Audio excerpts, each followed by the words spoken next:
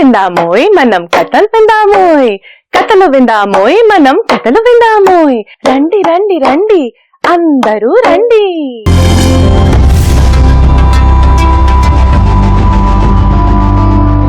ఒకప్పుడు కాకి చూసారా?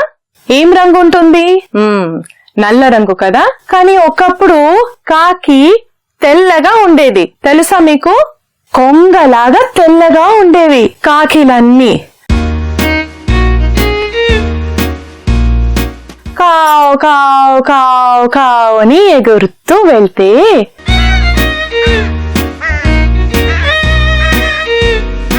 కాకి ఒకరోజు గుడ్లగూబని చూసింది. గుడ్లగూబ ఏం పని చేసేది? అద్దకం అంటే బట్టల మీద, చీరల మీద, బట్టల మీద రంగు వేయడం.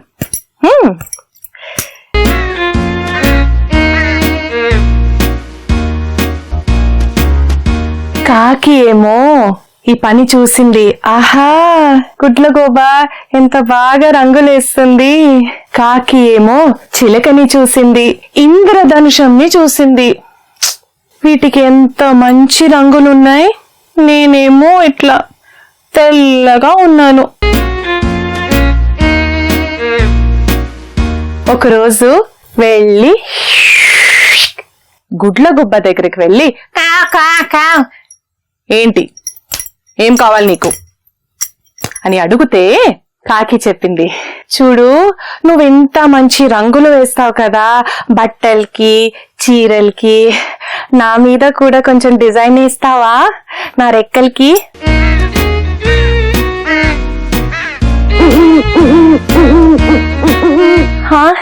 నాకు చాలా ఇష్టం. సరే, రేపు 10 గంటలకు వచ్చే, సరేనా? సరే సరే, చాలా థ్యాంక్స్ అని కాకి వెళ్ళిపోయింది. మరో రోజు పొద్దునే 10 గంటలకి వచ్చి, నాకు రంగేస్తావా? అక్కడ కూర్చో. కాకి ఏమో కదలకుండా గంగాళ మంచు మీద కూర్చుంది. గుడ్లగూబ రంగు తీసుకుని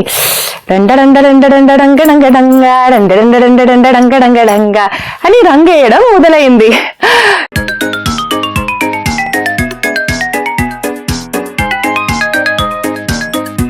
కాకికేమో అంత సంతోషం.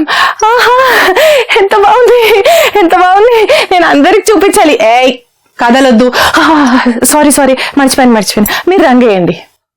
గుడ్లగూబ మళ్ళీ రంగేసింది.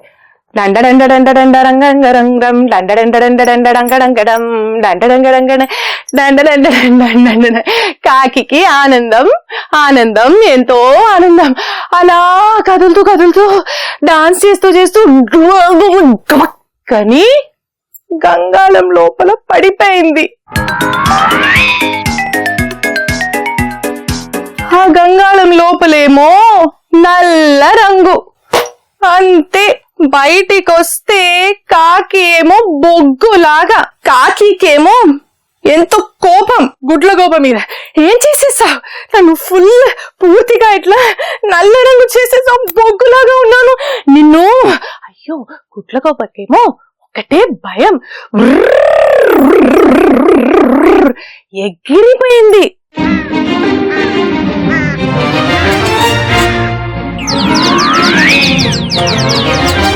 తర్వాత గుడ్లగూబ రాత్రికే బయటకొచ్చేదంట. పగల్లో వస్తే కాకి పట్టుకుంటుంది కదా. అదే కాకిది కథ.